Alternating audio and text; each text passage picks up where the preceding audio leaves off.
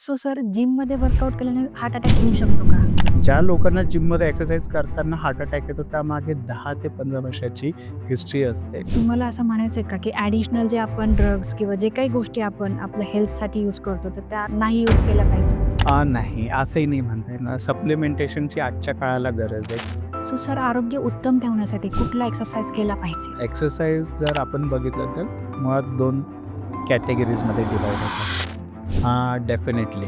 जसं की लग्न प्रायोरिटी आहे, घर प्रायोरिटी आहे, हेल्थ इन्शुरन्स प्रायोरिटी आहे, तसं हेल्थसुद्धा ही एक प्रायोरिटी आहे. मी असे ऐकले सर, की पाम ऑइल इंडियामध्ये किंवा बऱ्याच कंट्रीजमध्ये बॅन सुद्धा आहे, की ते हेल्थला चांगलं नाही आहे. ऑस्टिओपोरोसिस म्हणजे काय? तर हाडे ठिसूळ होणे. ओके. आणि हे हाडे ज्यावेळेस ठिसूळ होतात त्यावेळेस वजन वाढणे किंवा वजन कमी करणे यासाठी वर्कआउट इम्पॉर्टंट आहे का?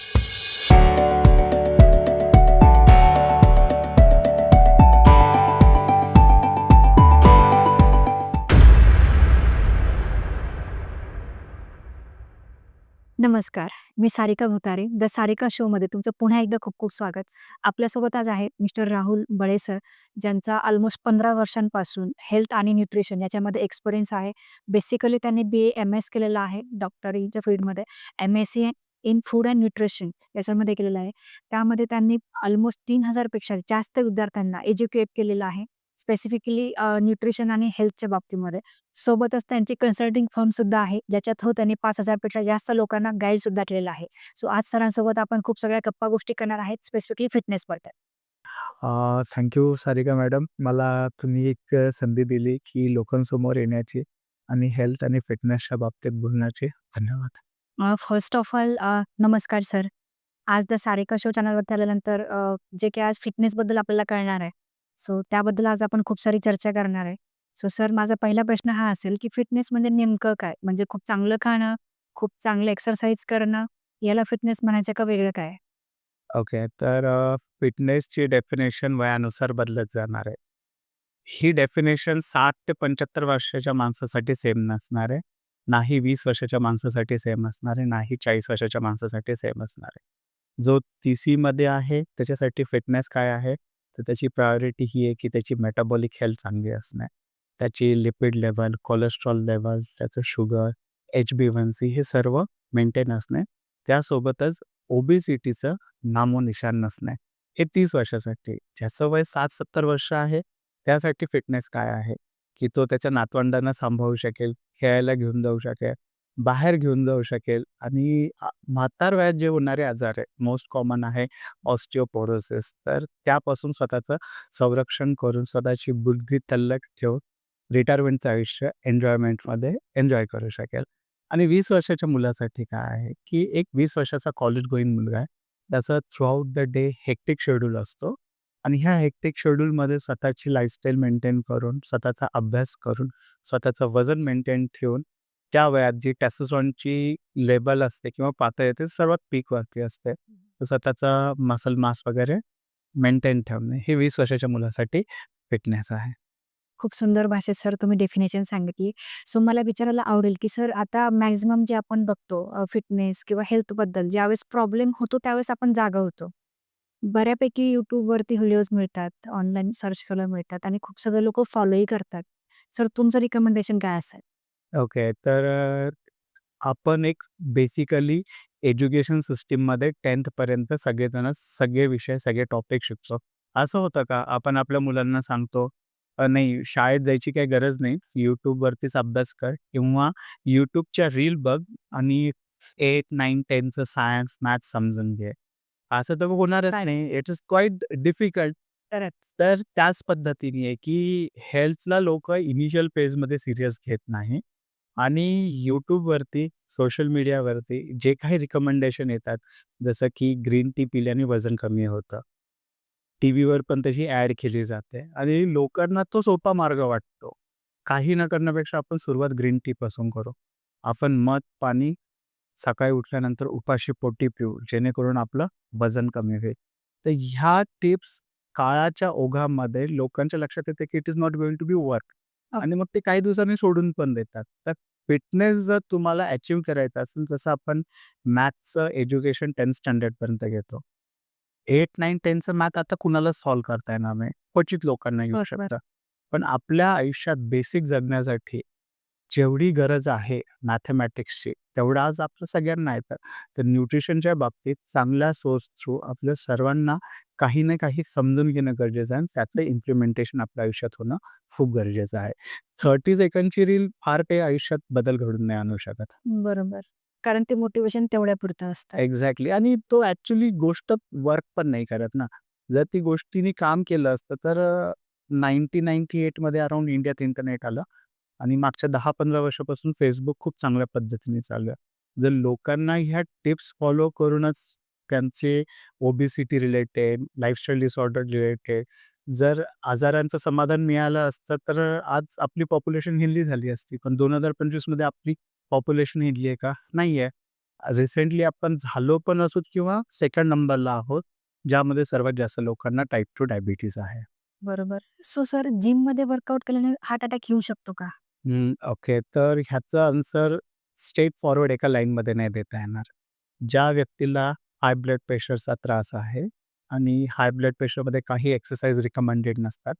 अशा काही एक्सरसाइज केल्या तर हार्ट अटॅक येऊ शकतो. पण हे क्वचित. पण हार्ट अटॅक येण्यासाठी जी इटिओलॉजी आहे, जी प्रोसेस आहे, आपल्या ब्लड व्हेसल्समध्ये जे ब्लॉकेज होतात, ते 1-2 दिवसात होत नाही. ओके. मेडिकल टेक्स्टबुकमध्ये दिलं आहे आफ्टर द एज ऑफ 30 सर्वांच्या ब्लड व्हेसल्समध्ये ब्लॉकेज होण्याची प्रोसेस स्टार्ट झालेली असते. त्याला अथेरोस्क्लेरोसिस म्हणतात. पण ती प्रोसेस आपल्याला किती फास्ट करायची आहे आणि किती स्लो करायची आहे हे आपल्या हातात आहे. ज्या लोकांना जिममध्ये एक्सरसाइज करताना हार्ट अटॅक येतो त्यामागे 10 ते 15 वर्षाची हिस्ट्री असते, जी अच्छा. आपण इग्नोर करतो. म्हणजे gym is not the reason. एका पद्धतीने असं म्हणता येऊ शकतं, की हाय ब्लड प्रेशर आहे ओके. आणि त्याला त्याच्या हृदयाला रक्तपुरवठा करणाऱ्या धमन्यांमध्ये ब्लॉकेज सुरू झालेला आहे. पण एक्सेसिव्ह वर्कआउट केल्यामुळे तो ट्रिगर झाला. अच्छा. हां, जनरल पॉप्युलेशनमध्ये जिम केल्याने हार्ट अटॅक येणार नाही. उलटा ही हार्ट अटॅक येण्याची जी प्रोसेस आहे ती डिले होईल. कार्डियाक अरेस्ट, हार्ट अटॅक ही प्रोसेस डिले होईल एक्सरसाइज केल्याने. कार्डिओव्हास्क्युलर एंड्युरन्स इम्प्रूव्ह होईल. ओके. सो आता लेटेस्टमध्ये आपल्या कानावर आलं सर, की एक फेमस अभिनेत्री आपण शेफाली जरीवाला नाव तर नाही ऐकलं असेल. सो यांना मग एवढं चांगलं फिटनेस आहे, एवढी चांगली हेल्थ आहे, बघून तर खूप छान वाटतं. पण मग हे असं कार्डियाक अरेस्टमुळे एवढा प्रॉब्लेम कसा काय झाला? ओके. तर मी एकदा कार्डियाक अरेस्ट एक्झॅक्टली असतो काय आणि मायोकार्डियल इन्फ्राक्शन, हार्ट अटॅक असतो काय ते एकदा सांगतो. आपल्या हृदयाला रक्तपुरवठा करणारी धमनी त्याला म्हणतात करोनरी आर्टरी. ओके. तर ह्या करोनरी आर्टरीमध्ये सर्वांच्या लाईफस्पॅनमध्ये ब्लॉकेज होण्याची प्रोसेस स्टार्ट झालेली असते. मेडिकल टेक्स्टबुक सांगतात from the age of 30 doctor Peter Attia याचं एक बुक आहे आउटलिव्ह. यात त्यांनी सांगितलंय 15 वर्षाच्या मुलाचं ज्यावेळेस ॲक्सिडेंटमध्ये डेथ झाली आणि पोस्टमॉर्टम केलं तर 15 वर्षाच्या मुलाच्या सुद्धा ब्लड व्हेसल्समध्ये ब्लॉकेजची प्रोसेस स्टार्ट झाली होती. आणि हार्ट अटॅक येतो म्हणजे काय होतं, की हा ब्लॉक रप्चर होतो आणि जो सगळ्यात छोटा पार्ट आहे आर्टरीचा, तिथे जाऊन तो ब्लॉक होतो. मग हृदयाला रक्तपुरवठा होत नाही आणि ह्याच्यातून हार्ट अटॅकची प्रोसेस होते. तर शेफाली जरीवालाला exactly heart attack, cardiac arrest का आला, ह्याचं पोस्टमॉर्टममध्ये काही मेन्शन केलेलं नाहीये. पण प्रोसेस आधीच सुरू झालेली आहे. लवकर सुरू झालेली आहे. ओव्हरऑल जरी एक्सटर्नली ती खूप फिट दिसत असली, तरी आपल्याला एक्झॅक्टली हार्टची कंडिशन काय आहे ते माहिती नाहीये. बऱ्याच बॉडी बिल्डरमध्ये पण असं होतं, की ते एकदम फिट असतात. बॉडी फॅट पर्सेंटेज 10-12 असतं. पण excessive use of performance enhancement drug त्यामुळे त्यांच्या ब्लड व्हेसल्स वगैरे ब्लॉकेज क्रिएट होतात आणि हार्ट अटॅक येऊ शकतो. सो मग तुम्हाला असं म्हणायचंय का, की ॲडिशनल जे आपण ड्रग्स किंवा जे काही गोष्टी आपण आपल्या हेल्थसाठी यूज करतो, तर त्या नाही यूज केल्या पाहिजे? नाही, असंही नाही म्हणता येणार. सप्लिमेंटेशनची आजच्या काळाला गरज आहे. कारण हं. 100 वर्षाखाली जे फूड आपण कन्झ्युम करत होतो, त्या क्वालिटीचं फूड आत्ता नाही आहे. आजचं सर्व हायब्रिडायझेशन झालेलं आहे, क्रॉस ब्रीडिंग झालेलं आहे आणि आपण फक्त यील्डवरती फोकस केला आहे, ना की न्यूट्रिशन व्हॅल्यूवरती फोकस केला आहे. त्यामुळे 100 वर्षाखाली माझी आजी-आजोबा जे फूड कन्झ्युम करत होते, त्या फूडची क्वालिटी आत्ता नाही. एक्सेसिव्ह पेस्टिसाइड्स वगैरे पण युटिलाइज झाले आणि जे पोषण मूल्य आपल्याला आहारातून भेटत नाही, ते आपल्याला सप्लिमेंटेशन थ्रू घ्यावं लागेल. फक्त डॉक्टरांच्या किंवा डायटिशियन, न्यूट्रिशनच्या सल्ल्यानेच घ्यावं लागेल. स्वतःहून जर काही तुम्ही करायला जाणार असाल, तर डेफिनेटली त्यामुळे धोका उद्भवू शकतो. अच्छा. तर आता सर मी लेटेस्टमध्ये असं पण बघितलंय, की स्पेसिफिकली महिलांना खूप बारीक व्हायचं असतं. स्पेसिफिकली डिलिव्हरीनंतर ओव्हरवेट झालेलं असतं, स्थूलता आलेली असते आणि मग कोणीतरी त्यांना काहीतरी शेक सांगतं. झुंबा डान्स करत असतात. असं मी खूप ऑब्झर्व्ह केलंय. ओके. बट मी हे पण ऑब्झर्व्ह केलंय, की ते परत आहे तसे होतात. सो मग सर तुमचं काय याच्यामध्ये रिकमेंडेशन असेल? ओके. तर माझा टेक ह्या गोष्टीवर असा आहे, की जे हे शेक्स वगैरे सजेस्ट करतात, हे लोकं कोण आहेत? हे कॉर्नरवरती किराणा दुकानदार असतील किंवा एखाद्या प्रायव्हेट कंपनीत काम करणारे असतील किंवा ऑर एल्स आणखीन कुठेतरी जॉब करणारे असतील.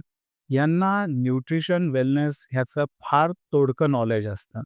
यांना एकच गोष्ट माहिती असते, की 10,000चं पॅकेज द्यायचं, ह्याच्यावरती मला एवढं कमिशन भेटणार आहे आणि आणि मी एक प्रकारे ही chain marketing as it is continue करत पुढे जाणार आहे आणि ह्याच्यातून मी BMW किंवा Mercedes कार घेणार आहे. तर प्रॉब्लेम इथे आहे, की ज्या लोकांना वेलनेसचं किंवा न्यूट्रिशनचं काहीच नॉलेज नाहीये, असे लोकं फक्त शेक देतात आणि तो शेक काय असतो एका प्रकारे मील रिप्लेसमेंट असतो, की आपण आहारातून carbohydrates, protein, fat, vitamins, mineral घेतो. तर ते म्हणतात, की तुम्ही तुमचा जो दररोजचा आहार घेता त्याच्यामध्ये तुमच्या कॅलरीज पुढे-मागे होऊ शकतात. तुम्हाला ॲडिक्वेट न्यूट्रिशन भेटत नाही. तुम्ही एक टाईमचं मील स्किप करा. बरोबर. हा आमचा शेक आहार घ्या. एक्झॅक्टली हा शेक घ्या. पण it is not the solution or it is not also answer. जसंच तुम्ही त्या गोष्टीला डिस्कंटिन्यू करणार आहात, तर डिस्कंटिन्यू केल्यानंतर वापस जो काय तुम्ही वेट लॉस अचीव्ह केलेला आहे, तो वापस तुम्ही फॅट गेन होणारच आहे. अगदी करेक्ट. आणि अलग-अलग टाइपची निरनिराळ्या पद्धतीची एक्सरसाइजही करून घेतली जाते. आणि ती फॉर्म अँड टेक्निक नाही. मोस्ट ऑफ द टाईम ह्यांच्या ज्या मॉर्निंगला किंवा इव्हनिंगला बॅचेस होतात Zoomवरती, हं. त्यामध्ये 100-150 लोकं असतात. बरोबर. कोण काय करते कुणाला काही पत्ता लागत नाही. त्यामुळे त्याचा फार विशेष फायदा होत नाही. घामाची अंघोळ म्हणजे खूप वर्कआउट केला असा बिलकुलही नाही. त्याच्यातूनही इंजुरी होण्याचे चान्सेस खूप जास्त आहेत आणि जो तुम्हाला जिममध्ये जाऊन एक्सरसाइज करून जो मसल मास गेन होणार आहे, जी हार्मोनल हेल्थ इम्प्रूव्ह होणार आहे, तो फक्त झुंबा डान्समधनं अचीव्ह होणं पॉसिबल नाहीये. अच्छा. सो सर मग आता समजा मी ॲज अ पर्सन आहे. माझं आता समजा बिकॉज ऑफ सम रिझन आता काही लोकांचा ॲक्सिडेंट होतो आणि मग त्यांना बेड रेस्टमुळे वेट गेन होतं. बरेच रिझन्स आहेत. तर समजा माझं वेट 100 केजी आहे आणि मला वेट माझं लूज करायचंय. हं. तर साधारण म्हणजे किती टाईम लागू शकतो किंवा काय फूड घेतलं पाहिजे? काय एक्सरसाइज केलं पाहिजे? ओके. तर सर्वात पहिली गोष्ट म्हणजे आपण फक्त वेट ह्या गोष्टीवर फोकस करण्याच्या अगोदर मेटाबॉलिक हेल्थवरती फोकस करणं गरजेचं आहे. जे ब्लड पॅरामीटर्स डिस्टर्ब झाल्या, काही लोकांमध्ये लिपिड डिस्टर्ब झालेले असतात, कोलेस्ट्रॉल वाढलेलं असतं, ट्रायग्लिसराईड वाढलेलं असतं, ते नॉर्मलाइज करणे. दुसरी गोष्ट फास्टिंग ब्लड शुगर जास्त येत असते. काही लोकं प्री डायबिटिक असतात, HbA1c वाढलेलं असतं. काही लोकांमध्ये non alcoholic fatty liver disorder असतो, त्यामुळे लिव्हर फंक्शन टेस्ट डिस्टर्ब येते. तर first priority always metabolic health improve करणं. सेकंड प्रायोरिटी ही आपला फॅट लॉस अचीव्ह करणं. वेट लॉस म्हटल्यानंतर काय होतं, की मसल पण कमी होतो आणि फॅट पण कमी होतं आणि आपल्याला मसल हा खूप जास्त गरजेचा आहे लोकोमोशनसाठी. जर मसल आहे तरच आपण मूव्हमेंट करू शकू. जर मसल नसेल तर लोकोमोशन होणार नाही. आपली जॉइंटची हेल्थ चांगली राहणार नाही. पुढे मागे जाऊन नी जॉइंटवरती जास्तीत जास्त स्ट्रेस येऊन नी रिप्लेसमेंटसुद्धा करावं लागू शकतं. तिसरी गोष्ट की किती वेळात वजन कमी होईल? तर हे डिपेंड असतं तुमची हार्मोनल हेल्थ कशी आहे. जर 20 वर्षाचा मुलगा आहे, तो पहिल्यापासून स्पोर्ट्स ॲक्टिव्हिटीमध्ये आहे, खेळतोय. त्याचं जर वजन कमी करायचं असेल, तर तो खूप लवकर रिझल्ट देईल. पण तेच जर 30 वर्ष आहे, 40 वर्ष आहे, मेटाबॉलिक हेल्थ लाँग टर्मसाठी डिस्टर्ब आहे, इन्सुलिन रेझिस्टन्स खूप टाईमपासून आहे. तर अशा कंडिशनमध्ये केसमध्ये वेळ लागू शकतो. पण जर आपल्याला दिल्लीकडे जायचं असेल, तर आपल्याला ॲटलीस्ट नॉर्थकडे तोंड करून चालण्याची सुरुवात करावं लागेल किंवा माझी फ्लाइट किंवा माझी ट्रेन कधी पोहोचेल ह्याच्या प्रश्नापेक्षा आपल्याला पहिले फ्लाइट आणि ट्रेनचं तिकीट बुक करावं लागेल. तरच आपण दिल्लीला पोहोचू शकू. सर मला हे सांगा, की जिम करणाऱ्याने घरातलं आहार घ्यायला पाहिजे का सप्लिमेंट घ्यायला पाहिजे? ओके. तर सर्वात उत्तम घरचा आहार असतो. जर तुमच्या घरी अवेलेबिलिटी असेल, तुमची जेवढी प्रोटीन रिक्वायरमेंट आहे, जर तुमच्याकडे त्या सगळ्या गोष्टी अवेलेबल असतील, तर तुम्हाला स्पेसिफिकली काही सप्लिमेंट घेण्याची गरज पडणार नाही. पण जर अवेलेबिलिटी नसेल, तर you don't have any other option. तुम्हाला काही सप्लिमेंट घेणं गरजेचे आहेत, की जे तुमचा मसल मास वगैरे मेंटेन ठेवण्यासाठी हेल्प करते. स्पेसिफिकली इंडियन डाएटमध्ये ओमेगा 3 हा कमी प्रमाणात असतो. तर ओमेगा 3 साठी सर्वांनी सप्लिमेंटेशन घेतलं तर हे ओव्हरऑल हेल्थसाठी बेनिफिशियल राहतं. सो सर आरोग्य उत्तम ठेवण्यासाठी कुठला एक्सरसाइज केला पाहिजे? एक्सरसाइज जर आपण बघितलं तर मुळात 2 कॅटेगरीजमध्ये डिव्हाईड होतात. एक आहे एरोबिक ॲक्टिव्हिटी आणि एक आहे अनएरोबिक ॲक्टिव्हिटी. एरोबिक ॲक्टिव्हिटी म्हणजे काय? की वॉकिंग, रनिंग, जॉगिंग, स्विमिंग कोणती पण ॲक्टिव्हिटी की ज्या ॲक्टिव्हिटीमध्ये आपला कार्डिओव्हास्क्युलर एंड्युरन्स इम्प्रूव्ह होतो. ही एरोबिक ॲक्टिव्हिटी आपल्या हार्ट हेल्थसाठी, सर्क्युलेशनसाठी खूप चांगली असते. आठवड्यातून 2 ते 3 वेळेस ही एरोबिक ॲक्टिव्हिटी करायला पाहिजे. आणि जो दुसरा प्रकार आहे अनएरोबिक, त्याला आपण म्हणतो progressive overload resistance weight training. जिममध्ये जाऊन लोकं वजनं उचलतात आणि वजन उचललं तर मी फर्स्ट डेला गेल्यानंतर कुणी 5 पाउंडनी बायसेप कर्ल करत असेल, 3 महिन्यांनी 5 पाउंडनीच करत असेल, तर तो प्रोग्रेसिव्ह ओव्हरलोड नाही आहे. प्रोग्रेसिव्ह ओव्हरलोड म्हणजे तुम्ही जे वेट लिफ्ट करताय त्याच्यामध्ये वजन वाढत जाणं, त्याला प्रोग्रेशन म्हणतात. आणि हा progressive overload resistance weight training करणे खूप गरजेचं आहे. ह्यामुळे आपला मसल मास मेंटेन राहतो. लाँगर रनमध्ये मसल मास वाढल्यामुळे BMR वाढतो. त्यासोबतच आपली हार्मोनल हेल्थ आहे, ती चांगली राहण्यासाठी हा progressive overload resistance weight training आपल्याला मदत करते. मग जिममध्ये पण 3 ते 4 दिवस वर्कआउट करायला पाहिजे आणि कार्डिओ एक्सरसाइजसुद्धा 3 ते 4 वेळेस करायला पाहिजे. जे नॉर्मल लोक आहेत, जे आपल्या पॉडकास्टला आज बघतात आहेत, कॉमन माणसं आहेत, की जे अफोर्ड नाही करू शकत जिमला जायला. त्याच्यासाठी तुम्ही कुठला एक्सरसाइज रिकमेंड कराल? आज आपण सोशल मीडियाच्या एरामध्ये जगतोय आणि YouTubeवरती तुम्ही विदाऊट जिमसुद्धा घरी progressive overload resistance weight training करू शकतात. पण प्रोग्रेसिव्ह ओव्हरलोड मॅन्डेटरी आहे तुमचा मसल मास मेंटेन ठेवण्यासाठी. जर तो तुम्ही नाही केला, तर तुमच्या बॉडीमध्ये मसल ॲट्रोफी होईल आणि मसल खूप गरजेचं आहे लोकोमोशनसाठी. मोस्ट ऑफ द टाईम ते कार्डिओव्हास्क्युलर एंड्युरन्स ॲक्टिव्हिटी करतात, मॅरेथॉन रनिंग वगैरे करतात. ते त्यांच्यात मसल ॲट्रोफी झालेली असते, बारीक दिसतात आणि तो ह्युमनसाठी बनलेलाच नाही आहे लाँग रनिंग. जर आपण इव्होल्यूशनमध्ये जरी बघितला, तर आपण एक ज्यावेळेस हंटिंग गॅदरिंग करायचो, त्यावेळेस आपण एरोबिक ॲक्टिव्हिटीजमध्ये जास्त इन्व्हॉल्व व्हायचो. 8 ते 15 किलोमीटर चालायचो.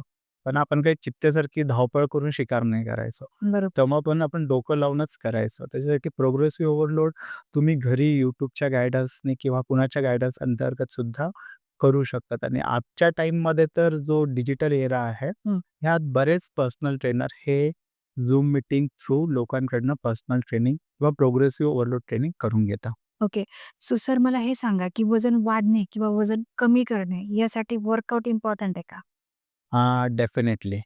पण प्रॉब्लेम हा आहे, लोकांना असं वाटतं, की मी 1 तास, दीड तास जिम केली आहे आणि 1-1.5 तास जिम केली, तर मी घरी जाऊन काहीही खाऊ शकतो, माझं वजन वाढणार नाही. हं, हं. आणि माझे बरेच क्लायंट सांगतात, की हां, अशा पद्धतीने मी खूप वर्कआउट केला ना एखाद दिवशी, तर मग मी माझ्या आवडीचं भरपूर काही खातो. तर तसं नाही आहे. वर्कआउट केल्यामुळे काय होतं एक्झॅक्टली, की जी फॅट लॉसची प्रोसेस आहे, ती ॲक्सेलरेट होण्यासाठी मदत होते. काही हार्मोन्सचं सिक्रेशन वाढतं. ग्लुकागॉन आहे, ग्रोथ हार्मोन आहे, ॲड्रिनलिन आहे, नॉरॲड्रिनलिन आहे. तर हे सगळे हार्मोन्स फॅट लॉससाठी मदत करतात. पण जर आपण असा विचार केला, की मी फक्त वर्कआउट करणार आहे आणि माझं वजन कमी होणार आहे, तर ते शक्य नाही आहे. 20-30% एक्सरसाइज मॅटर करेल, 70% तुम्ही रेस्ट ऑफ द टाईममध्ये काय फूड, काय आहार कन्झ्युम करतात, ही गोष्ट मॅटर करेल. त्यामुळे दोन्ही गोष्टींचं इम्पॉर्टन्स आहे. त्यापेक्षा जास्त की तुम्ही काय खाता-पिता ह्याच्यावरती खूप जास्त गोष्टी डिपेंड करतील. सर लाईफस्टाईल डिसऑर्डर्स हे एक्झॅक्टली काय आहे आणि याची काय कारणं आहेत? ओके. तर लाईफस्टाईल डिसऑर्डर सोप्या शब्दात सांगायचं झालं तर आजची जी जीवनशैली आहे, जी सेडेंटरी लाईफस्टाईल बरेच लोकं जगतायत. तर ही सेडेंटरी लाईफस्टाईल जगल्यामुळे काही आजार होत आहेत. तर पूर्वीच्या काळात 30-35 मध्ये हार्ट अटॅक यायचे नाही. पण हे हार्ट अटॅक आता अर्ली एजमध्ये यायला स्टार्ट झाले. रिसेंटली मी एक क्लायंट बघितला 23व्या वर्षी त्याला हाय ब्लड प्रेशरचा आजार जडला. तर 23 वर्ष हे काही वय नाहीये हायपरटेन्शन होण्यासाठी सारखं. त्यासोबतच मी बऱ्याच फिमेल क्लायंट अशा बघतो, की ज्यांना पॉलिसिस्टिक ओव्हेरियन सिंड्रोम, पी-सी-ओ-डी, पी-सी-ओ-एसचा आजार होतो. आधी ही कंडिशन कमी असायची, पण आता जीवनशैलीमुळे ही कंडिशन वाढली आहे. सोबतच युरिक ॲसिड वाढणं. तर ह्या सगळ्या गोष्टी आपल्या कुठेतरी लाईफस्टाईलशी रिलेट होतात बरोबर. आणि ह्या लाईफस्टाईलशी रिलेट होतात आणि लाईफस्टाईल चांगली नाही म्हणून होणाऱ्या आजारांना आपण ह्या कॅटेगरीमध्ये आपण क्लासिफाय करू शकतो. पण फक्त लाईफस्टाईल डिसऑर्डर हेच कारण आहे का? जर तुम्ही मेडिकल टेक्स्टबुक बघितलं तर 100 कारणं दिलेली आहेत. बरोबर. जेनेटिक्स पण दिलेलं आहे टाइप 2 डायबिटीजमध्ये. पण लाईफस्टाईल हा एक खूप इम्पोर्टंट क्रुशियल फॅक्टर आहे. Whenever doctor right a prescription, जेव्हा डॉक्टर प्रिस्क्रिप्शन लिहितो, तो पहिल्या ॲडव्हाइसमध्ये लिहितो वजन कमी करा. 5 किलो कमी करा, 10 किलो कमी करा, 15 किलो कमी करा. बस दॅट्स इट. आणि त्यानंतर तो मेडिसिनची ट्रीटमेंट स्टार्ट करतो. तर लाईफस्टाईल डिसऑर्डरमध्ये कधी पण सुरुवातीला काय असतं, की तुमची लाईफस्टाईल मॅनेज करा. पण एक ओळ लिहिल्याने कुणाची लाईफस्टाईल मॅनेज होत नाही, नाही. नाही कुणाचं 5, 10, 15 किलो वजन हे कमी होत नाही. ग्रेट. सो सर मला हे सांगा, की आता समजा एखाद्याचं खूप बिझी शेड्यूल आहे. जसं की तुम्ही बघू शकता, की आय-टीमध्ये भरपूर कमाई आहे. सुट्ट्याही असतात. सॅटर्डे, संडे ऑफ असतो. बट एव्हरीडे एक 10 ते 12 तास कामही असतं. मग ही आता याला आता हे सगळं का करतात लोकं? लाईफस्टाईलसाठी करतात. लक्झरियस लाईफसाठी त्यांना ते सगळं करायचंय. सो मग आता अशा सिच्युएशनमध्ये तुमचं रिकमेंडेशन काय आहे, की बाबा चला ठीक आहे, तुम्ही वीकडेजला वर्क करता, तर तुम्ही सॅटर्डे, संडे वर्कआउट करा. असं काही होऊ शकतं का? डेफिनेटली होऊ शकतं. पण तुम्ही जो वीकडेजमध्ये वर्कआउट करणार आहे 5 दिवसामध्ये, तुम्ही तो 2 दिवसात नाही करू शकणार. अच्छा. आणि दुसरी गोष्ट एक वर्कआउट तुम्ही सुरू केल्यानंतर ते बऱ्याच लोकांमध्ये एका प्रकारचं चांगलं ॲडिक्शन होऊन जातं, की जर त्यांनी तो वर्कआउट नाही केला, जिमला नाही गेलं, तर त्यांना त्या गोष्टी करमत नाही. कारण एकदा वर्कआउट करायची सवय लागली किंवा जेव्हा आपण वर्कआउट करतो त्यावेळेस काही चांगले हार्मोन्स सिक्रेट होतात. त्याच्यापैकी एक आहे एंडोर्फिन म्हणून आहे, जो आपल्याला फील गुड इफेक्ट देतो. आपण रिफ्रेश राहतो आणि ऑप्शन नाही आहे. करावंच लागणार आहे. कारण मी अगेन तेच सांगतो, की इव्होल्यूशनमध्ये आपण हंटिंग गॅदरिंग करायचो. 8 ते 15 किलोमीटर चालायचो. माझे वडील स्वतः ज्यावेळेस शाळेला जायचे, त्यावेळेस त्यांना minimum daily 8 to 10 kilometre walk करावं लागायचं. ज्यावेळेस ते एज्युकेशन पर्पजसाठी दुसऱ्या सिटीज जायचे, त्यावेळेस बस किंवा रेल्वेचं ऑप्शन असेल, पण ते ज्या ठिकाणी शिकत होते तिथं ट्रेन नव्हते ओके. आणि बसची कनेक्टिव्हिटी नव्हते. तर ते बैलगाडीसोबत पायी जायचे. माझी आजी आमचं जे पारंपरिक शेती आहे ती 5-6 ठिकाणी विभागलेली आहे. तर ती तेवढंच 10 ते 12 किलोमीटर तिचं सगळ्या शेतात व्हिजिट करायची असेल तर तेवढं चालणं व्हायचं. We don't have option. आपल्याला काही करून करावं लागेल आणि ते प्रायोरिटीवर ठेवावं पण लागेल. जसं की लग्न प्रायोरिटी आहे, घर प्रायोरिटी आहे, हेल्थ इन्शुरन्स प्रायोरिटी आहे. तसं हेल्थसुद्धा ही एक प्रायोरिटी आहे. तर मेटाबॉलिक हेल्थ डिस्टर्ब होण्याच्या अगोदरच आपण त्याच्यावरती ॲक्शन घेणं खूप गरजेचं आहे. सो मग सर तुम्हाला काय वाटतं, की समजा एखादा व्यक्ती तो कारने ऑफिसला जातो, तर त्याने सायकल वापरावी का? नाही, बिलकुलच नाही. कारण बऱ्याच वेळेस लोकं इलॉजिकल टिप्स देतात आणि त्या फॉलो करणं शक्य नाहीये. आता मी माझ्या घरापासून निघतो, एक 10.5 किलोमीटर ट्रॅव्हल करण्यासाठी it take around 35 to 45 minutes. तर ते मी बाईकवर नाही करू शकणार आणि पोल्युशन एवढं जास्त आहे. लोकं रॅश ड्रायव्हिंग करतायत, पाऊस-पाणी आहे, तर हे पॉसिबल नाही आणि काही लोकं इंडिया, चायना ज्या गोष्टी करतात, पण ते इंडियात तर स्पेसिफिकली लोकं लोकांना दाखवण्यासाठी, "बाबा मी सायकलवरती येतोय." हे एवढं युजफुल नाहीये आणि जसं तुमचं ऑफिस ज्या नगरपट्टामध्ये आहे, तिथं तरी रस्त्याची कंडिशन वगैरे चांगली आहे. पण ते तुमचं डिस्टन्स तेवढं कमी कव्हर होण्यासारखंही पाहिजे. जर तुम्ही 2 आणि 3 किलोमीटर सायकलिंग करत असाल, त्याचा काही फार विशेष हेल्थमध्ये फरक नाही पडणार आहे. सर मला तुम्हाला विचारायला आवडेल, की आता जिम तर बऱ्याच ठिकाणी आहेत. बरेच लोकं जिम जॉइनही करतात. मग जिममध्ये गेल्यावरती पर्सनल ट्रेनरची खरंच रिक्वायरमेंट आहे का? आणि त्यांचा रोल काय असतो? ओके. तर सगळ्यात पहिली गोष्ट ही आहे, की जिममध्ये ज्यावेळेस आपण केव्हा जातो, ही एक लर्निंग प्रोसेस आहे. म्हणजे तुम्हाला बेंच प्रेस करायचं असेल, स्क्वॉट्स करायचे असतील, डेडलिफ्ट करायचं असेल, तर हे सर्व करण्यासाठी फॉर्म आणि टेक्निक असते. जर तुम्ही योग्य पद्धतीने फॉर्म आणि टेक्निकशिवाय हा वर्कआउट करायला गेला, तर इंजुरी होण्याचे चान्सेस मॅक्सिमम असतात. अच्छा. तर मग पर्सनल ट्रेनरचा रोल काय असतो? एक हं. पर्सनल ट्रेनर हा असा असतो, की ज्यांनी एक्सरसाइजची टेक्निक शिकलेली असते, हं. कायनेसॉलॉजी शिकलेली असते आणि त्याला माहिती असते, की हा पर्टिक्युलर वर्कआउट कशा पद्धतीने करायला पाहिजे हं, आणि हं. याचा मॅक्सिमम इफेक्टिव्हनेस कोणत्या फॉर्म आणि पोश्चरमुळे अचीव्ह होऊ शकतो. जर तुम्ही कधीही वर्कआउट केलेला नसेल आणि तुम्ही न्यूली जिम जॉइन करतात, तर तुमचा फॉर्म टेक्निक इम्प्रूव्ह होण्यासाठी पर्सनल ट्रेनरची गरज आहे. त्यासोबतच तुम्ही 1 महिना स्वतःहून वर्कआउट करा आणि 2 ते 3 महिन्यासाठी पर्सनल ट्रेनिंग जॉइन करून बघा. मला सांगायची गरज नाही, फरक तुमच्या लक्षात येऊन जाईल. मला विचारायला आवडेल सर, की बऱ्याच वेळा काय होतं लोकं जिम जॉइन तर करतात, पण त्यांना ते रिझल्टच दिसत नाही. म्हणजे ते आपण जे मसल मास म्हणतो, तर ते लगेच दिसत नाही. मग याच्यामागे काय कारण आहे? ओके. तर बेसिकली आपण एखादी गोष्ट करतो. हं. ठीक आहे. जेव्हा आपण ती सुरुवातीला करतो, ती आपल्याला परफेक्ट जमत नाही.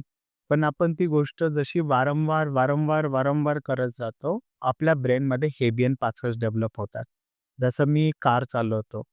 तर सुरुवातीला 10 वर्षाखाली मी कॉन्शियस असायचो. मी गिअर कसा टाकू, मी क्लच, ॲक्सिलेटर. आता किती जरी ट्रॅफिक असेल, तर मी गिअरचाही विचार करत नाही, ॲक्सिलेटर, ब्रेकचाही विचार करत नाही. तसंच आपल्या कीपॅडच्या बाबतीत आहे. आता तुम्ही सॉफ्टवेअर इंडस्ट्रीत काम करतात, तर तुम्ही तर कीपॅडकडे बघत नाही. कुठे ए आहे, कुठे कंट्रोल आहे, कुठे शिफ्ट आहे, कुठे स्पेस आहे. हे का झालं? बिकॉज हेबियन पाथवेज तुमच्या ब्रेनमध्ये तयार झाले. तर जिम जॉइन केल्यानंतरही तुम्ही 3 महिन्यातच खूप चांगल्या पद्धतीने वर्कआउट करू शकाल, असं काही नाही आहे. जसं आपल्याला मॅथ शिकण्यासाठी आपण के-जीपासून स्टार्ट केलं. आजच्या मुलांनी आपल्या पिढीने बालवाडीपासून सुरुवात केलं. आपण 10वी पर्यंत मॅथ शिकलं. आपण 10 वर्ष दिलेत मॅथ शिकण्यासाठी. तर आता आपण कामापुरतं मॅथ करू शकतो. तसंच आहे, की तुम्ही जिम जॉइन केल्या-केल्या काय प्रो लिफ्टर नाही बनणार किंवा प्रो तुम्ही मॅरेथॉन वगैरे रन नाही करू शकणार. But it is start to develop a Hebbian pathway.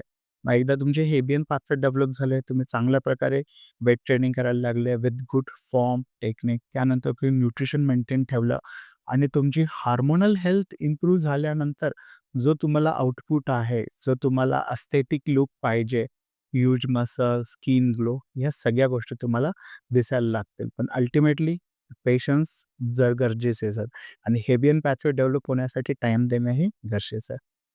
Sir, मी खूप लोकांकडून असं ऐकलंय, स्पेसिफिकली जे माझं सर्कल आहे त्यांच्याकडून, की जिम फील्डमध्ये किंवा फिटनेस सेंटर्समध्ये न्यू इयरलाच खूप गर्दी राहते ओके. आणि त्यानंतर जनरली खालीच असतात. याचं काय रिझन? न्यू इयर येतं. प्रत्येकाच्या आयुष्याच्या व्हॅल्यूज आहेत बरोबर. आणि जर आपण 10 व्हॅल्यू लिहिल्या आपल्या, तर पहिली व्हॅल्यू असते की आपली फायनान्शियल स्टेबिलिटी, त्यानंतर आपली फॅमिली लाईफ. कुणाचीही 3री ते 5वी व्हॅल्यू जी असते ती असते हेल्थ असते. आणि ही हेल्थ असल्या कारणामुळे जेव्हा न्यू इयर येतं त्यावेळेस जिम ओनरला माहिती असतं, की लोकांच्या न्यू इयर रिझोल्यूशनमध्ये हेल्थ आहे. आणि त्यामुळे त्या प्रकारे ते प्रमोशनही करतात. बरेच लोकं न्यू इयर रिझोल्यूशन पण डिसाईड करतात, की आता आम्ही नवीन वर्षामध्ये जिम जॉइन करणार आहे. पण ते हेबियन पाथवेज डेव्हलप होण्यासाठी टाईमच देत नाही. बऱ्याच वेळेस असं होतं, की ते जिममध्ये येतात आणि बघतात, "अरे, हे माझेच मित्र आहेत, हे माझेच वयाचे आहेत, ते किती चांगलं वजन उचलतायत. काही मुली माझ्यापेक्षा चांगलं वेट लिफ्ट करतायत." त्यावेळेस कुठेतरी इगो हर्ट होतो. "अरे नहीं, मैं तो ग्राउंड पे जाके मैराथन रनिंग ही करूँगा, दौडूंगा." पण असं नाही. ते किती वर्षापासून करतात. जर तुम्ही माझं बघितलं तर मागच्या 12 वर्षापासून जिम करतो, एक्सरसाइज करतो, वर्कआउट करतो. तर तुम्हाला तेवढा टाईम द्यावा लागेल. तेवढा नाही तर काही ना काहीतरी टाईम द्यावाच लागेल. त्यावेळेस तुम्ही चांगल्या प्रकारे लिफ्ट करू शकाल आणि जो एस्थेटिकली फील पाहिजे तुम्हाला, एस्थेटिक लूक पाहिजे तो अचीव्ह होण्यासाठी थोडासा तरी डेफिनेटली टाईम लागणारच आहे. सो सर, फिटनेसबद्दल ऐकून खूपच मोटिव्हेटेड वाटलं. पण फिटनेससाठी थ्रूआउट अ इयर मोटिव्हेटेड राहण्यासाठी काय केलं पाहिजे किंवा इनर मोटिव्हेशन कसं मिळतं? ओके. तर ह्याच्यासाठी एक्सप्लेन करायसाठी आपल्याला एक सेपरेट पॉडकास्ट करावा लागेल. पण एक डोपामाइन मॉलिक्यूल आहे आणि डोपामाइनच्या रिगार्डिंग खूप सारे बुक्स आहेत. द मॉलिक्यूल ऑफ मोर आहे. डोपामाइन नेशन आहे. डोपामाइन डिटॉक्स आहे आणि एक ग्लोबल पॉडकास्टर आहेत. त्यांचे पॉडकास्ट वर्ल्डमध्ये फर्स्ट या सेकंड नंबरला ऐकले जातात. अँड्र्यू ह्युबरमन म्हणून आहे. तर त्यांनी मोटिव्हेशनसाठी डोपामाइनचं रिलेशन घेऊन खूप साऱ्या थिअरीज सांगितलेल्या आहेत आणि मी प्रॅक्टिकली त्या सर्व जेवढ्या इम्प्लिमेंट करता येतील माझ्या स्वतःच्या बाबतीत इम्प्लिमेंट केलेल्या आहेत आणि मला तर डेफिनेटली बेनिफिट भेटलेलाच आहे डोपामाइनला समजून. सो सर आहार आणि न्यूट्रिशन यासाठी कोणाकडे सल्ला घेतला पाहिजे? ओके. तर आपण अगेन सोशल मीडिया एरामध्ये जगतोय. ज्या एरामध्ये लोकं म्हणतात, की "मी आधी असा होतो, मी आत्ता असा झालो." बिफोर आफ्टरचे फोटो लावतात आणि ते म्हणतात, की "तुमच्या हेल्थचं सोल्युशन आमच्याकडेच आहे." बरोबर. आणि आज सोशल मीडियावरती बऱ्याच कंपनी आहेत, बरेच लोकं आहेत, की जे ॲज अ कस्टमरकडे ॲज अ बकरा बघतात. एक बार बकरे का बलि दे दो, बिरयानी खा लो, बात खत्म. उसके बाद उसके साथ क्या होता है कुछ लेना-देना नहीं. आणि इंडियाची पॉप्युलेशन आपण चायनाला मागे टाकलं, त्यामुळे त्याच्यासाठी बकऱ्याची कमी नाही आहे. तर एक हा खरंच अवघड प्रश्न आहे. कारण मी as a BMS graduate masters केलं. मी मागच्या 15-20 वर्षापासून शोधत होतो, की माझी हेल्थ इम्प्रूव्ह करण्यासाठी, फॅट लॉस करण्यासाठी मला कोण भेटतं? तर ही सर्च काय माझी थांबतच नव्हते. मग शेवटी कंटाळून म्हटलं, "राहू द्या, आपण जनरल प्रॅक्टिस किंवा ऑरएस काय करण्यापेक्षा आपलं करिअर इथेच बिल्ड करू." आणि त्याच जर्नीमधनं आजसुद्धा मी ज्यावेळेस मुलांना शिकवत असतो, तर तो शिकवण्याच्या अगोदर 2-3 बुकचा रेफरन्स घेतो, 2-3 बुक्स त्या टॉपिकच्या रिलेटेड अभ्यास करतो आणि नंतरच मुलांना शिकवतो. तर हा खरंच अवघड प्रश्न आहे, की एक्झॅक्टली तुम्हाला हेल्थ ॲडवाईससाठी कोण चांगला व्यक्ती भेटेल आणि जर चांगला कोणाला व्यक्ती भेटत असेल, तर तो आजच्या टाईममध्ये, आजच्या एरियात खरंच नशीबवान आहे. कारण जनरली लोकं जो डायट प्लॅन देतात ना, तो जनरलाइज्ड डायट प्लॅन असतो. बरोबर. तो पर्सनलाइज नसतो खरं. आणि आपल्याला माहिती आहे, की एकच साइज सगळ्या लोकांना फिट होणार नाही कपड्याची. ऑब्व्हियसली नाही. प्रत्येकाच्या एजनुसार, साइजनुसार, शेपनुसार कपडे बदलत जाणार. पण डायटमध्ये तसं होत नाही. जनरलाइज्ड डायट प्लॅन सगळ्यांना दिला जातो. पर्सनलाइज्ड डायट प्लॅन खूप कमी लोकांना तो डिझाइन किंवा टेलर मेड करता येतो. करेक्ट. सो सर आता करीना कपूर सारखे काही फिल्म स्टार आहेत, की ते अफोर्ड करतात. हं, पर्सनल त्यांचे डायटिशियन असतात, फेमस हं. नावं असतात. तर आपण तर नॉर्मल माणसं आहेत, महाराष्ट्रात राहतो. तर मग एका नॉर्मल व्यक्तीला कदाचित ही गोष्ट अफोर्ड नाही होणार, जे प्रिन्स सर अफोर्ड करतात. ओके. मग अशा नॉर्मल माणसांसाठी तुम्ही काय सांगाल? ओके. तर कसं आहे, की सेलिब्रिटी ट्रेनर्स किंवा सेलिब्रिटी न्यूट्रिशनिस्टच गरजेचे नाहीयेत आणि आत्ता ही काळाची गरज आहे.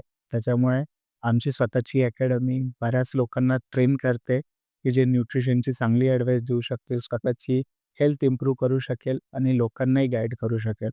पण अगेन, की सोशल मीडियाच्या टिप फॉलो करून काही होणार नाही. रिसेंटली आजच माझ्या इथे येण्याच्या अगोदर सकाळी एक हं, क्लायंट आलेला. त्या क्लायंटने मला एक Instagramची रील दाखवली. बरं. ते पॉडकास्टचा यूट्यूबर सांगतायत, "आप कुछ भी खाओ, बट टाइम का ध्यान रखो."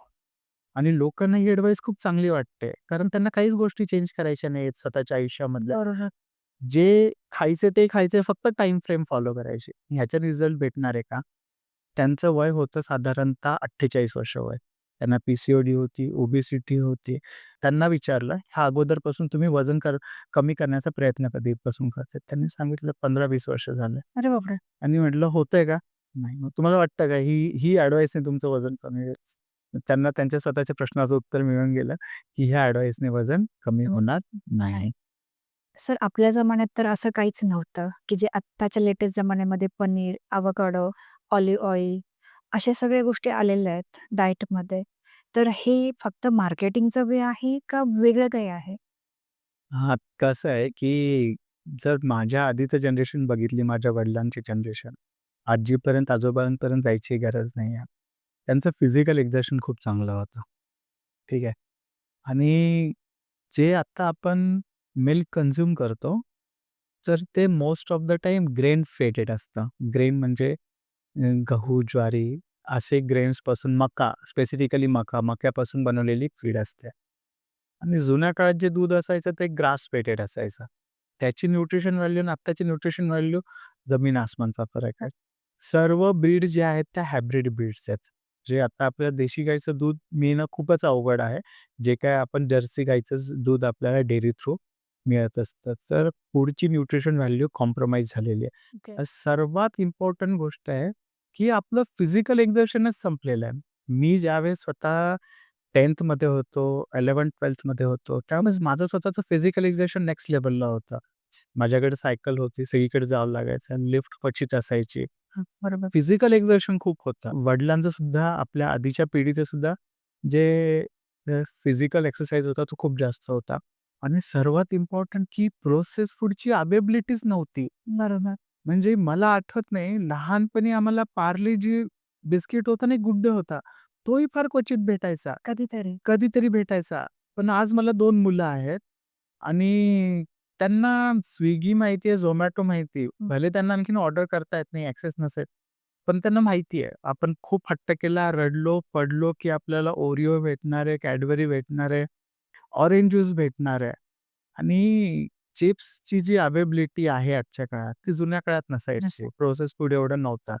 मग आता आपण ही काय बदललेली लाईफस्टाईल आहे. हे काय जे आपण प्रोसेस्ड फूड कन्झ्युम करून डॅमेज केलेलं आहे आपल्या स्वतःच्या शरीराला, स्वतःच्या मेटाबॉलिक हेल्थला.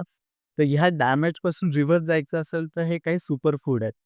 तर एग्ज असेल, पनीर असेल, पण एग्जमध्ये पण एका एग्जमध्ये 5.5 ग्रॅम फॅट आहे. काही लोकं आर्ग्यू करतील, की फॅट खाणं चांगलं असतं. 100% चांगलं असतं. प्रत्येक फॅट सारखा नसतो. बरोबर. जसं की पाम ऑइल आहे आणि शेंगदाण्याचं तेल आहे, मोहरीचं तेल आहे. शेंगदाण्याच्या तेलात, मोहरीच्या तेलामध्ये मुफा अधिक प्रमाणात असतो. तर पाम ऑइलमध्ये saturated fat specifically very, very long chain fatty acids आणि लाँग चेन फॅटी ॲसिड जास्त असतात, जेणेकरून आपल्या शरीराचं कोलेस्ट्रॉल लेव्हल ते वाढवतात. तर हे जो आपला डॅमेज झालेला मेटाबॉलिझम आहे, हं. डॅमेज हेल्थ आहे, त्याला रिव्हर्स करायचं असेल तर these are some kind of super foods. पण कधी-कधी ऑलिव्ह ऑइल नेटिव्ह नाही आहे आपलं बरोबर. आणि त्याची कॉस्टिंग जर आपण एक्स्ट्रा व्हर्जिन ऑलिव्ह ऑइल बघितलं तर ₹1000 लिटर आहे. पण भारतातही असे काही ऑइल्स आहेत, ज्याची न्यूट्रिशन प्रोफाइल ही ऑलिव्ह ऑइलच्या बरोबरी जाऊ शकते. एक्झॅक्टली आयडेंटिकल म्हणता नाही येणार, पण आहे. जसं की शेंगदाण्याचं तेल आहे, मोहरीचं तेल आहे, तिळाचं तेल आहे. तर आपण नेटिव्ह सुपर फूडला जास्त फोकस करणं गरजेचं आहे, ग्लोबल सुपर फूडपेक्षा. मी असे ऐकले सर, की पाम ऑइल इंडियामध्ये किंवा बऱ्याच कंट्रीजमध्ये बॅन सुद्धा आहे, की ते हेल्थला चांगलं नाहीये. हे खरं. खरं आहे. म्हणजे डायरेक्टली गव्हर्नमेंट बॅन नाही करत, पण त्या कंट्रीजमध्ये न्यूट्रिशन अवेअरनेस एवढा जास्त आहे, की ते सांगतात, की चिप्स फ्राय करण्यासाठी, कुकीज बनवण्यासाठी तुम्ही पाम ऑइल यूज नाही करायचं. पण इंडियात त्या गोष्टी नाही आहेत आणि तेवढा अवेअरनेस पण नाही आहे त्या गोष्टीच्या बाबतीत आणि होपफुली आता हा डेव्हलप होतोय आणि हा चेंज आपण येत्या 5 ते 6 वर्षात बघू, पण हा लवकरात लवकर होणं गरजेचं आहे. ओके. सो सर तुम्हाला ओव्हरऑल डिस्कशनवरून किंवा ओव्हरऑल सिच्युएशन बरोबर असं म्हणायचं का, की तुम्ही तुमच्या फूडला इंडियनाइज करा? डेफिनेटली. तुम्हाला इंडियामध्ये पण खूप सारे चांगले सुपर फूड्स भेटते आणि आजकाल ChatGPT आहे, Google आहे. तुम्ही सिम्पली विचारू शकतात, की ह्याला मला इंडियन फूडमध्ये काय चांगला ऑप्शन भेटू शकतो? ओके. आणि मग तुमचा तो बजेटही आवाक्यात राहील आणि तुम्हाला त्याचे हेल्थ बेनिफिट पण भेटू शकतात. डेफिनेटली. चालेल. सर तुमचं रिकमेंडेशन काय असेल फूडबद्दल? म्हणजे आता बऱ्याच वेळा एखाद्याला असं रिकमेंड केलं जातं एखाद्या प्लॅटफॉर्म किंवा ॲपवरून, की तू हा शेक घे, प्रोटीन शेक. मग त्याच्यामध्ये बनाना टाकला जातो. बरंच काही टाकलं जातं आणि त्याचं एक वेगळीच टेस्ट असते. बट हां, त्या व्हिडिओमध्ये तसं आहे म्हणून मग मी असं करतो. तर मग ह्याचं काही साइड इफेक्ट आहे का? किंवा तुमचं काय रिकमेंडेशन? नाही. आहार हा परिपूर्ण असायला पाहिजे. ज्याच्यामध्ये सगळ्याच गोष्टी आल्या पाहिजेत आणि एक शेक हा तुमच्या आहाराला रिप्लेस करू नाही शकत. त्यामुळे माझं तर रिकमेंडेशन आहे, की हा शेक तुमची फार उत्तम आरोग्य करू नाही शकणार आणि कसं असतं, की ह्या शेकमध्ये जे विटॅमिन्स, मिनरल्स वापरतात ते आर्टिफिशियल असतात आणि आपल्या अन्नामध्ये जे भेटतात ते नॅचरल विटॅमिन्स, मिनरल असतात. मग आपला प्रायोरिटीली फोकस हा असला पाहिजे, की आपल्याला आपल्या आहारातून कसं योग्य उत्तम पोषण मूल्य भेटेल. लहान मुलांमध्ये सुद्धा खूप जास्त ओबेसिटी दिसते. मग जिम हाच एक ऑप्शन आहे का वेगळा? ओके. तर डेफिनेटली मी तर सांगेल, की जिम हा ऑप्शन त्यांच्यासाठी नाही आहे. ओके. त्यांच्यासाठी काय ऑप्शन आहे? ते एज ग्रुपनुसार चेंज होणार. मला 2 मुलं आहेत. ते एकाचं वय 2.5 वर्ष आहे, एकाचं वय 4.5 वर्ष आहे. दोघंही जण जिम्नॅस्टिकला जातात आणि मोठा स्केटिंगला जातो. आणि अगेन मी हीच गोष्ट सांगेल, की हेबियन पाथवेज डेव्हलप करावे लागतात आणि त्यासाठी टाईम द्यावा लागतो.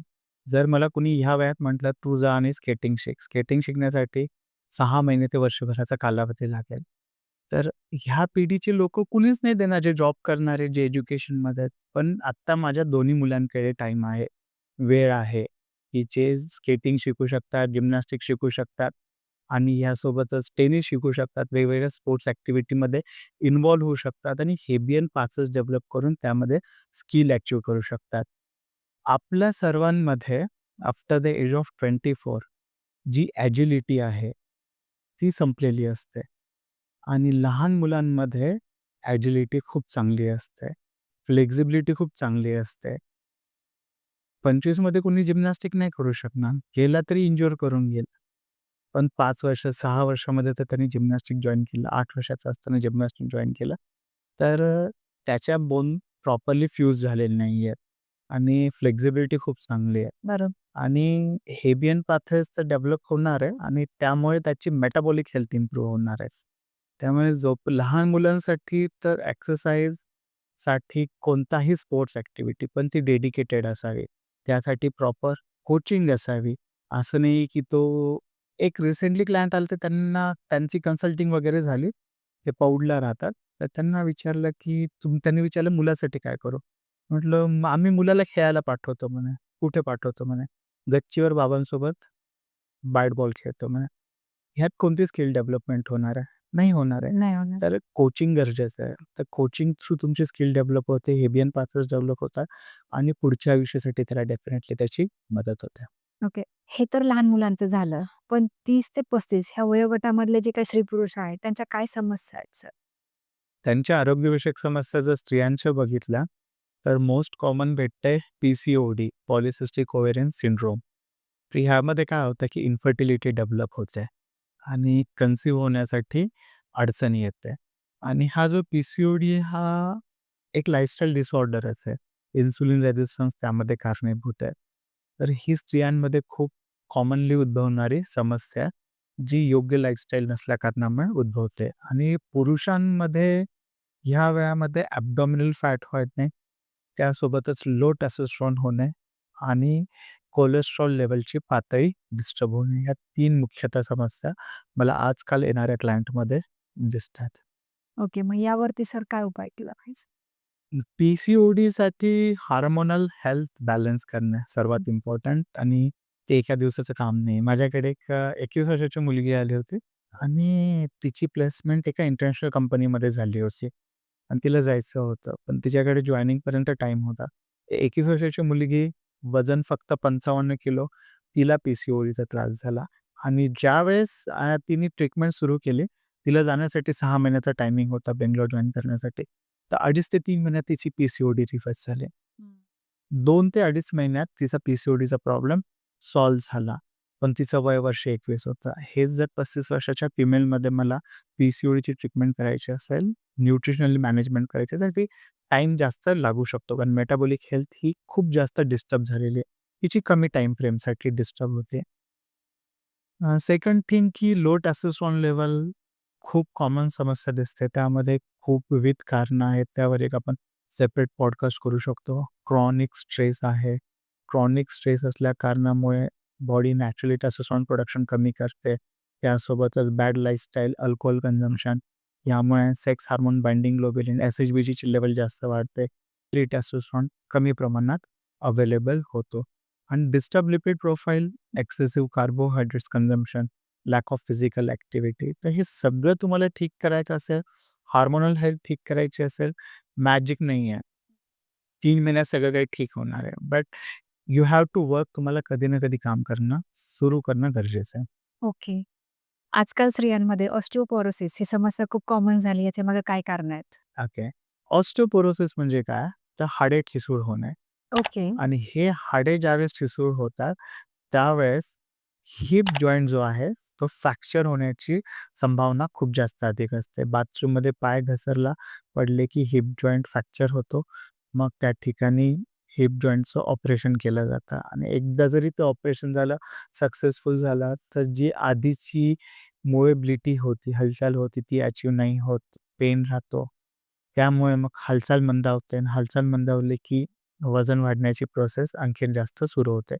मग एक्झॅक्टली ऑस्टिओपोरोसिसमध्ये बोन ठिसूळ का होतात? तर सुरुवातीला फक्त आणि फक्त कॅल्शियम आणि व्हिटॅमिन डी ह्या 2 गोष्टीवरतीच फोकस केला जायचा. पण ऑस्टिओपोरोसिस थांबवायचं असेल, तर त्याची सुरुवात खूप आधीपासून करावी लागेल. म्हणजे मी तर म्हणेल लहानपणा 5 वर्षापासूनच करावी लागेल. 25मध्ये पण मेहनत करावी लागेल, 30मध्ये पण मेहनत करावी लागेल. तर 60मध्ये ऑस्टिओपोरोसिस थांबवता येईल. तर ऑस्टिओपोरोसिस थांबवण्यासाठी काय करणं गरजेचं आहे, की बोन मिनरल डेन्सिटी वाढवणं गरजेचं आहे. BMD वाढवणं गरजेचं आहे. आणि ही BMD फक्त आणि फक्त कॅल्शियम आणि व्हिटॅमिन डी खाऊन वाढत नाही. ह्यामध्ये हार्मोनचा खूप मोठा इम्पॉर्टंट रोल आहे. जर एखादी फिमेल असेल आणि ती एक्सरसाइज करत असेल, तर बोनवरती स्ट्रेस येतो, हार्मोन लेव्हल चेंज होते, ग्रोथ हार्मोन वाढतो, मेन्स्ट्रुअल पिरियड रेग्युलर होतो, इस्ट्रोजन ऑप्टिमल लेव्हलमध्ये राहतो आणि या सगळ्या गोष्टीमुळे बोन जे आहेत ते मजबूत बनतात. फक्त कॅल्शियम आणि व्हिटॅमिन डी खाऊन कुणाचाही ऑस्टिओपोरोसिस थांबवता येणार नाही आणि पोस्ट मेनोपॉजमध्ये इस्ट्रोजनची लेव्हल ड्रॉप होते. त्यामुळे ऑस्टिओपोरोसिस हा खूप कॉमनली बघण्यात येतोय. ओके. म्हणजे एकंदरीतच तुमचं सगळं काही संतुलित पाहिजे. एक्झॅक्टली. सर उत्तम आरोग्यासाठी काय केलं पाहिजे? ओके. तर ॲक्चुअली मी एज्युकेशन फील्डमध्ये एज्युकेटर आहे. आम्ही 4-4.5 महिन्याचा कोर्स रन करत असतो, की एक्झॅक्टली आमचं आरोग्य उत्तम राहण्यासाठी काय करावं लागेल, ती गोष्टी करावं लागेल. हा एक खूप मोठा टॉपिक आहे. It's quite difficult to summarise in 2 to 3 statement. पण मला पॉडकास्टच्या शेवटी सांगायला आवडेल, की तुम्ही तुमच्या वजनाकडे लक्ष द्या. हिप टू वेस्ट सर्कम्फरन्सकडे लक्ष द्या. दर 6 महिन्याला after the age of 30 blood work करा, ज्यामध्ये तुमची lipid profile, liver function test, kidney function test ह्याला मॉनिटर करा. नॉन अल्कोहोलिक फॅटी लिव्हर होतंय का ह्या गोष्टीकडे लक्ष द्या. आणि जर तुमची मेटाबॉलिक हेल्थ कॉम्प्रोमाईज होत असेल, तर तुमच्या बॉडीवरती कोणतेही साइन सिम्प्टम दिसण्याच्या अगोदर माझे ब्लड पॅरामीटर डिस्टर्ब झालेत, तर तुम्ही काम सुरू करा. आणि हे काम बऱ्याच वेगवेगळ्या डायमेन्शन्समध्ये करावं लागेल. फक्त आहारावर नियंत्रण करून जमणार नाही. आहारही आहे, एक्सरसाइज पण आहे, न्यूट्रिशन पण आहे, काही सप्लिमेंटेशनची पण गरज पडेल. कधी-कधी काही मेडिसिनची पण गरज पडेल, रेस्टची पण गरज पडेल, कॉर्टिसॉल कमी करण्याची पण गरज पडेल. पण तुमच्या आरोग्याची चावी तुमच्या हातात आहे आणि ती करण्याची सुरुवात जगात तुम्ही सोडून दुसरं कुणीही करू शकणार नाही. पैसे देऊन तुम्ही 1000 कामे करून घेऊ शकणार, पण तुम्ही कुणाला पैसे देऊन नाही म्हणू शकणार, की माझ्या जागी तू जा आणि जिममध्ये एक्सरसाइज कर जेणेकरून माझं आरोग्य उत्तम होईल. तर ह्या गोष्टी करणं गरजेचं आहे. सगळ्यात इम्पोर्टंट स्क्रीनिंग खूप गरजेची आहे. ज्यावेळेस तुम्ही स्क्रीनिंग करणार तर तुम्हाला अर्ली स्टेजमध्ये समजेल, की हां, माझी मेटाबॉलिक हेल्थ डॅमेज होते, डिस्टर्ब होते. I have to work on my health. शॉर्टमध्ये मेडिकल चेकअप आपण म्हणू शकतो का? मेडिकल हेल्थ चेकअप म्हणतात तेच का? Blood medical health checkup broad term येईल, पण तुमचं ब्लड वर्क, तुमचं हायपरटेन्शन, न्यूरल हेल्थ बरं चेकअप. Overall health checkup.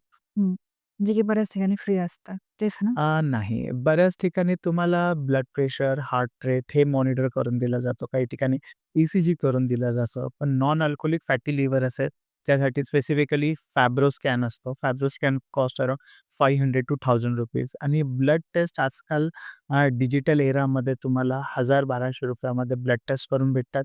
बऱ्याच कंपनीज ज्या आहेत, त्या स्वतःहून प्रोव्हाईड करतात त्यांच्या एम्प्लॉईजला दर 6 महिन्यांनी, वर्षभराने.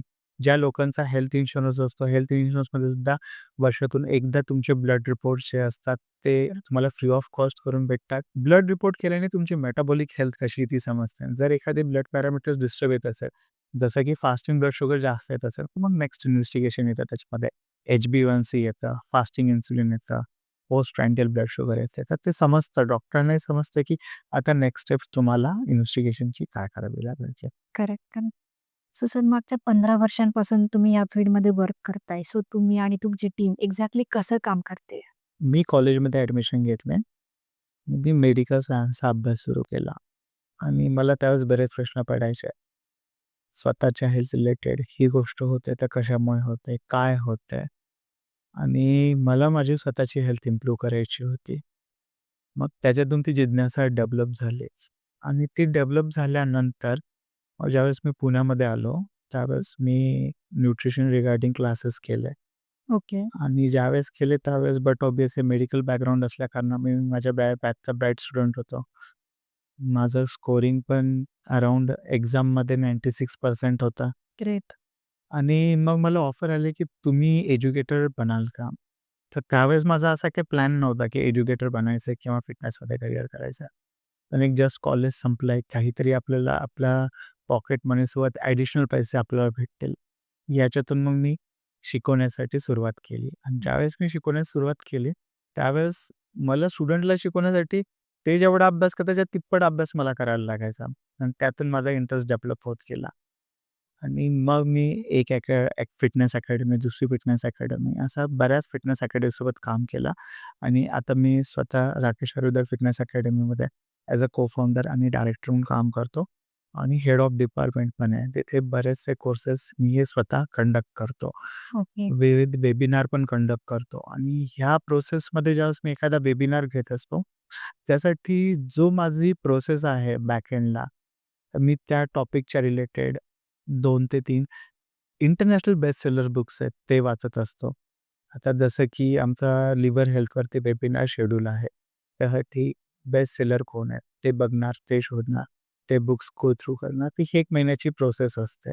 ओके. आणि ज्यावेळेस म्हणजे मी कुठेतरी रीलमध्ये बघितलेलं आहे, जर हं. तुम्हाला एखादा विषय समजून घ्यायचा असेल, तर तो विषय शिकवायला सुरुवात करा.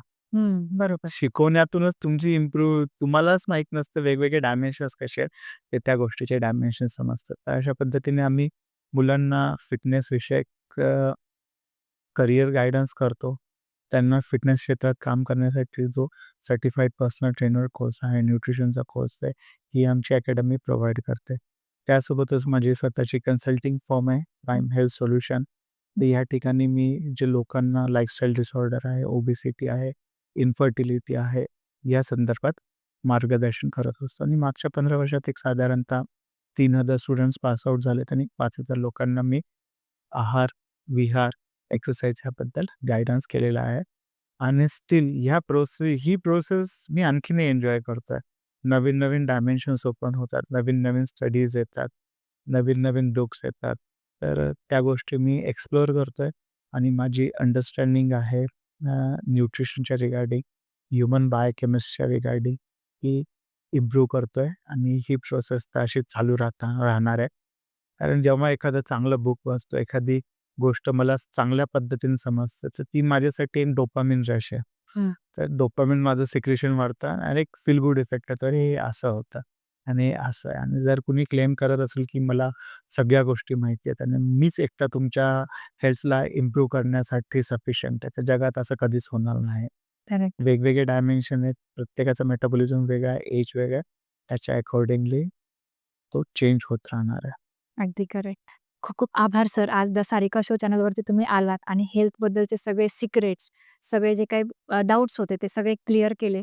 मला नक्कीच खात्री आहे, की हा पॉडकास्ट अशा प्रत्येकापर्यंत जाणार आहे, जो हेल्थ आणि फिटनेसबद्दल खूप जास्त सीरियस आहे आणि मला खात्री आहे, की हा पॉडकास्ट नक्की खूप लोकांपर्यंत शेअर होणार आहे.